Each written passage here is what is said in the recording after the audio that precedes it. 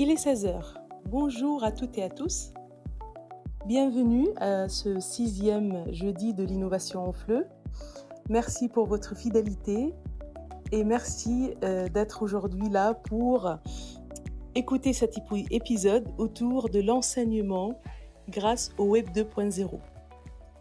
Je m'appelle Sophie Haussmann et je suis maître de conférence au Centre de linguistique appliquée de l'Université de Franche-Comté. Et j'ai choisi aujourd'hui de travailler autour de cette question pour identifier le potentiel du Web 2.0 en classe de FLE. Alors on va dans un premier temps comprendre ce que ça veut dire le Web 2.0 en classe de FLE, pourquoi on va faire appel à ce web. Et donc on va le définir et puis on va voir ses spécificités. Et ensuite, on va aller au concret pour choisir des types de tâches en ligne à réaliser et de voir des exemples concrets autour de l'intégration du Web 2.0 à travers des tâches ancrées dans la vie réelle. Alors, pourquoi le Web 2.0 ou le web social? D'abord, ça part du principe que produire afin de publier dans le Web 2.0 accroît la volonté et les efforts des apprenants de réaliser un travail de qualité, car ils sont tout simplement conscients du public potentiel élargi. Alors, d'abord, quelle différence entre le Web 1.0 et le Web 2.0? D'abord, si on regarde le Web 1.0 des années 2000, on était tous, ou la plus grande majorité, des usagers spectateurs, entre guillemets. Donc, on était là à consulter nos boîtes mail, à lire les journaux, suivre l'actualité. Donc, on avait vraiment un rôle de spectateur et on n'avait pas ce qui caractérise le Web 2.0, on n'avait pas ce rôle d'usager, concepteur de l'info ou contributeur. Voilà, donc c'est ça qui distingue vraiment le Web 2.0, c'est qu'ils nous ont donné la possibilité d'interagir, de créer nous-mêmes, de concevoir le contenu. Et je pense que ça permet quand même à l'enseignant de pouvoir profiter pleinement de plusieurs sites pour pouvoir lui-même concevoir ses ressources, son matériel. Et puis, vous avez bien vu que nous avons à notre disposition des outils très simples qui nous donnent la main, qui nous donnent le stylet et qui nous permettent nous-mêmes de créer notre contenu. Et puis, ce Web 2.0, il a aussi d'autres spécificités qui sont très importantes. On peut voir aussi cette interactivité qui est très marquée dans ce Web 2.0. Alors, quelle différence entre interactivité et interaction? L'interactivité, ça désigne la relation homme-machine. Donc, c'est notre relation avec la machine qui nous parle, qui s'intéresse à nous, qui nous demande parfois, par exemple, vous allez sur le site, sur Facebook, vous allez voir la première chose dans votre profil, ils vont vous dire quoi de neuf. Ils vont vous inciter à vous parler. Donc la machine nous incite à parler. Elle vous dit que vous voulez dire. Elle vous donne voilà, la possibilité de partager, de commenter, de créer. Et puis, parfois même, elle va jusqu'à nous dire confirmez-moi que vous n'êtes pas un robot. Donc, ça peut aller jusque-là. Donc, cette interactivité avec la machine, elle est quand même, ou cet aspect d'interactivité est très fréquent sur le Web 2.0. Et puis, ça nous permet, voilà, à chaque fois, par exemple, qu'il y a une interrogation d'une banque de données ou bien d'une interactivité dans le cadre des réseaux sociaux. Le Web 2.0 est aussi marqué par l'interaction. Donc, cette interaction ne concerne pas uniquement le contenu, mais on voit bien, les réseaux sociaux nous permettent d'être en lien avec d'autres, d'interagir et de communiquer avec d'autres personnes sur des blogs, sur des wikis, ou bien sur lancer des discussions sur des sur des forums de discussion avec d'autres lecteurs. Donc cette interaction-là, elle est assez fondamentale et c'est sur cette interaction-là qu'on va se baser aujourd'hui pour pouvoir créer des tâches en ligne à réaliser et qui permettent à l'apprenant d'être en situation d'interaction authentique où il va pouvoir interagir avec des locuteurs natifs de la langue étudiée. Alors, d'autres spécificités, hein, je me permets quand même de mettre ça en avant parce que c'est vrai que le Web 2.0 est aussi marqué par la connectivité. Donc, c'est un phénomène hein, du Web 2.0 qui va toucher autant les personnes que le contenu. C'est-à-dire, on va pouvoir, le contenu, enfin, les contenus sont connectés entre eux à travers les liens qui créent les internautes, mais aussi les personnes sont aussi connectées entre eux et puis ils sont reliés. Cette connectivité-là, elle permet quand même d'être en lien. Par exemple, sur Facebook, vous recherchez des amis, vous pouvez trouver la force dans le réseau, vous pouvez partager votre actualité, vous pouvez générer un contenu, accéder à des contenus. Donc voilà, cette connectivité-là est très importante et nous incite à la participation, à l'intelligence collective, à pouvoir créer, co-créer l'information, à mettre en ligne de nouveaux contenus. Et puis, voilà, comme vous savez, des sites comme Wikipédia permettent aux internautes d'interagir et de s'impliquer. D'accord? Donc, les utilisateurs s'impliquent, se motivent et puis ils travaillent ensemble pour pouvoir co-créer le contenu et collaborer. D'accord? Sociabiliser, collaborer, interagir. Donc, voilà, ça, c'est les traits de ce Web 2.0, ce web social et c'est sa force aussi. Voilà. Donc, comment on va amener cette force dans une classe de FLE ou dans une classe de langue? Le plus important, c'est de pouvoir mettre en avant l'aspect de la réalité communicative, parce qu'on cherche à mettre l'apprenant dans des situations réelles, authentiques, où il va interagir avec des personnes qui vont lui répondre. Voilà. Donc parfois, je donne l'exemple, mais je sais que je serai certainement censurée après cet exemple-là. Je leur dis, allez sur le site de l'Élysée, vous pouvez écrire une lettre au président de la République et en plus, ils sont obligés de vous répondre.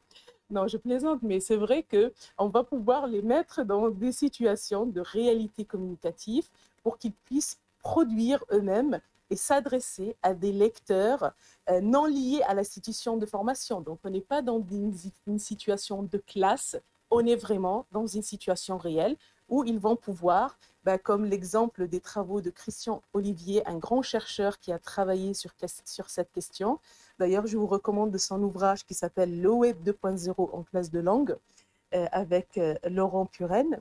Alors, Christian Olivier demandait à ses apprenants autrichiens de FLE de rédiger en français une notice Wikipédia sur leur ville et leur région. Donc là, ils vont sur Wikipédia, ils vont pouvoir interagir en direct ou bien aller créer dans le cadre de Babelweb un blog, le plus bel endroit du monde, qui part de messages des apprenants et qui va inclure un public plus large. Donc cette conscience-là des apprenants qui s'adressent à un public plus large leur permet aussi voilà, de faire appel à la plus-value du numérique, c'est-à-dire mettre des photos, des vidéos, de multiplier le support, de le varier, des images, donc images audio, vidéo, et puis animation. Ils peuvent aussi voilà, s'impliquer de plusieurs manières et tout ça, ça apporte énormément dans l'apprentissage de la langue, même si c'est vrai que la plus grande majorité des exemples vont vers l'interaction écrite et la compréhension écrite. Moi, je pense qu'avec la multimodalité, hein, la possibilité de créer des vidéos, par exemple, ou ou des bandes sonores, ça permet également de travailler la production orale. Alors, quel type de tâches? On va arriver au concret là. Alors, on va chercher bien évidemment des tâches interactionnelles qui vont viser à impliquer l'apprenant. Vous allez voir quelles sont les questions que l'enseignant se pose. C'est d'abord, quel est mon public? Qu'est-ce qui le motive? Quelles sont ses pratiques dans le Web 2.0, dans la vie sociale? Par exemple, j'ai parfois un public adolescent qui me disent: ah non, Facebook, c'est pour les vieux. Nous, on est sur Insta. Donc, ils sont sur Instagram, et ben, on va pas les envoyer vers des sites, voilà. Donc, ou bien nous, on est sur Snapchat. Donc, on va les orienter vers leurs pratiques réelles eux-mêmes et comment eux-mêmes, quel est leur usage quotidien, quels sont les réseaux qu'ils utilisent, voilà, quelles sont leurs pratiques du Web 2.0 dans la vie quotidienne et dans la vie sociale. Et puis, quel est son niveau, bien évidemment, quels sont les objectifs de son apprentissage du français. Donc, tous ces éléments-là vont nous permettre de nous orienter pour trouver une tâche en ligne et surtout une tâche, comme le dit tout le temps Françoise de Mézières, une tâche qui fait sens pour l'apprenant. C'est les tâches qui font sens pour l'apprenant, qui permettent à l'apprenant de travailler, de le motiver pour pouvoir avoir un résultat identifiable. Et ça va lui permettre également de montrer comment il va pouvoir progresser en langue. Alors, avant de donner des exemples très concrets avec vraiment des consignes assez claires, je souhaite quand même faire le focus sur le rôle de l'enseignant, parce que parfois, dans ce cadre de web social, de ce travail dans le web social, on va croire que l'enseignant, il va avoir les mêmes missions, les mêmes tâches. Alors ça, c'est vraiment absolument pas la vérité. L'enseignant, il va travailler surtout, enfin ce que Christian Olivier appelle une didactique invisible. Donc l'enseignant n'est plus du tout le destinataire, hein, même caché. Donc c'est pas lui qui va être le destinataire des messages. C'est pas lui, même dans certaines situations pédagogiques présentées comme naturelles ou authentiques, on ne va pas ressentir la présence de l'enseignant et ça ne sera pas dirigé vers l'enseignant du tout. Les messages de l'apprenant, ils vont être dans un vrai message posté dans une situation authentique. Donc, quel est le rôle de l'enseignant dans cette histoire-là? Le rôle de l'enseignant, c'est celui d'un rôle d'un prospecteur. C'est celui qui va pouvoir orienter l'apprenant vers des sites, qui va pouvoir peut-être voilà, reformuler une consigne, mais sans avoir, c'est pas un évaluateur, surtout pas. C'est pas un concepteur de tâches, attention, hein. C'est pas lui le propriétaire ou le gestionnaire de l'espace d'action. On est en train de mettre l'apprenant dans une situation réelle. Et j'ai écouté une conférence très intéressante de Christian Olivier et Christelle Combe la semaine dernière. Ils parlaient même de wild learning, je pense, donc le mettre vraiment dans une situation sauvage et puis bah, voilà, dans une situation de vie réelle et où la didactique, voilà, une didactique assez sauvage. Et là, on va pouvoir le guider un peu, être force de proposition. Voilà ce qu'il va faire l'enseignant. L'enseignant, c'est une force de motivation, une force de proposition et une personne ressource qui va donner des conseils. Mais voilà, c'est pas lui qui va recevoir les messages de l'apprenant. Et puis, il va surtout motiver les apprenants à prendre part à des discussions sur des forums liés à des médias, de la presse étrangère par exemple. Et puis, il va pouvoir peut-être encadrer les activités en donnant des conseils, voilà, en demandant des conseils d'ordre linguistique sur le forum, mais pas de juger la production en soi. Alors, il est encore important de connaître les utilisateurs possibles du numérique, hein, de pouvoir leur donner de savoir qu'est-ce qui les motive pour être là. Donc, je vais vous donner des exemples là d'activités et des tâches réelles ancrées dans la vie réelle, comme il l'a toujours rappelé Christian Olivier, et on va voir ensemble comment on peut les inclure dans notre classe de FLE et comment ils peuvent peut-être apporter une plus-value pédagogique pour l'ensemble.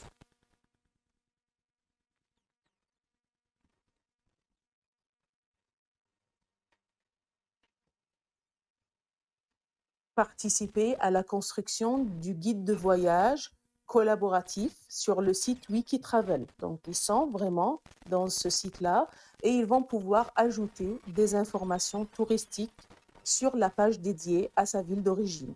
Voilà, donc ça, c'est une tâche réelle. Il va pouvoir produire de l'expression écrite, de l'interaction, peut-être la production orale s'il met une vidéo, par exemple, il va pouvoir poster ça sur le site Wikitravel. Peut-être aussi donner des conseils sur sa vie, sur sa ville natale, sur un forum de voyage, sur TripAdvisor ou le guide vers Michelin. Donc, il y a des forums de voyage et on va lui demander de participer pour donner des conseils. Partager un savoir sur un site participatif, par exemple, devenir reporter en ligne. Alors, ce reporter en ligne, ça peut être aussi sur le site comme Le Figaro, Le Monde.fr pour les niveaux un peu plus élevés. Je ne sais pas, vous voyez, la première page maintenant à la une, c'est une page, non pas du tout une information faite, mais une information à co-construire avec les lecteurs. On va commenter un match et on attend leur retour, donc il y a une interaction. Comment vous avez vu la position d'un tel ou tel politique, interagir sur ces sites-là. Wikinews, par exemple, on a parlé du Wikipédia. Ils peuvent aussi partager une recette de cuisine sur le site Marmiton ou Super Toinette. Ils peuvent partager un avis sur un film sur le site Allociné. Et ils peuvent réagir à l'actualité en ligne, donc 20 minutes ou Le Figaro, comme je viens de le dire. Voilà, il y a plusieurs variétés d'exemples. Mais il y a aussi des défis. Alors, on va étudier 2-3 défis ensemble pour voir comment ils peuvent être vraiment dans une situation d'immersion en ligne. Et ça, cette immersion était beaucoup mise en avant pendant la période de confinement. Comment on va pouvoir les mettre dans des scénarios, ou comment on va leur proposer des scénarios où ils sont dans une mobilité en ligne, où ils vont pouvoir vraiment passer par des étapes pour apprendre et arriver à réaliser une tâche finale réelle à la fin. Alors, je vous donne quelques exemples. Alors, un exemple assez basique pour un niveau aussi débutant, hein, ça ne concerne pas que les niveaux avancés. Voilà, ils vont pouvoir découvrir des idées de sorties parisiennes, par exemple. Là, on va les envoyer vers le site Office de tourisme de Paris. Et on va leur demander de se connecter sur le site de l'Office de tourisme. Et puis, ils vont pouvoir déplier l'onglet sorties et événements et cliquer sur Paris la nuit. Et ils vont pouvoir observer des exemples de sorties. Après, ils peuvent aller sur un forum pour interagir, connaître le meilleur endroit pour sortir à Paris le soir. Donc voilà un exemple très basique. Ils peuvent aussi publier, donner des idées de sorties nocturnes dans leur ville. Donc ils peuvent se connecter sur un site comme TripAdvisor et puis ils vont aller sur le forum de voyage, ils vont cliquer sur forum de voyage et ils vont pouvoir écrire un court message, lister des idées de sorties dans leur ville, monuments éclairés, places, promenades, lieux nocturnes. Donc, ils vont pouvoir, par exemple, par rapport à ce qu'ils ont vu sur l'Office de tourisme de Paris, ils vont pouvoir dire, tiens, il faut aller voir la Tour Eiffel illuminée, il faut marcher sur les Champs-Élysées, il faut aller dans un club de jazz. Voilà, donc ils peuvent aller alimenter un forum de voyage comme TripAdvisor. Et tout cela, c'est de l'interaction écrite instantanée. Alors, ils peuvent également aussi peut-être aller tester des envies. Quel métier, voilà, pour un public un peu adolescent ou peut-être jeune étudiant, quel métier êtes-vous fait? Pour quel métier êtes-vous fait? Et puis là, ils vont aller sur un site comme le site de l'étudiant et ils vont aller vers le guide des métiers. Ils vont faire un test des métiers gratuits. Il y a des tests gratuits, des tests, des simulations où ils vont pouvoir faire leur choix et puis quel type de métier êtes-vous, voilà, ils vont pouvoir voir des métiers, choisir, débattre le pour et le contre de chaque métier et puis bah, peut-être aller sur le site étudiant.gouv.fr pour partager, publier, choisir, voilà, et puis bah, voir les métiers, les études, les compétences qui vont avec ce métier. Et à la fin, ils vont pouvoir peut-être partager toutes ces informations-là sur un réseau social que vous choisissez ou que vous le suggérez. Alors, donc voilà, participer au forum des étudiants aussi, hein, donc demander, donner des conseils. Il y a les forums qui s'appellent Forum l'étudiant, et puis bah, vous allez pouvoir donner des conseils. Qu'est-ce que tu penses de ce cursus, cette filière, quels sont les débouchés, j'aimerais m'inscrire en, voilà. Donc on va les inciter à interagir sur le web social avec plusieurs idées. Le plus important, c'est de le mettre dans une situation réelle et de faire appel à la richesse de ce web social avec des consignes simples, hein. Par exemple, ben, je ne sais pas, vous êtes cinéphile, ben, alors partez à la découverte du Centre national du cinéma et de l'image animée et approchez les différents métiers du monde du cinéma, par exemple. Voilà, donc ça c'est pour un niveau un peu avancé. Donc voilà, ils vont pouvoir s'exprimer, interagir et produire et partager. Tout ça grâce à tout ce qui nous offre le web social. Voilà, j'espère que ça a été pour vous un panorama, même si c'est un peu rapide.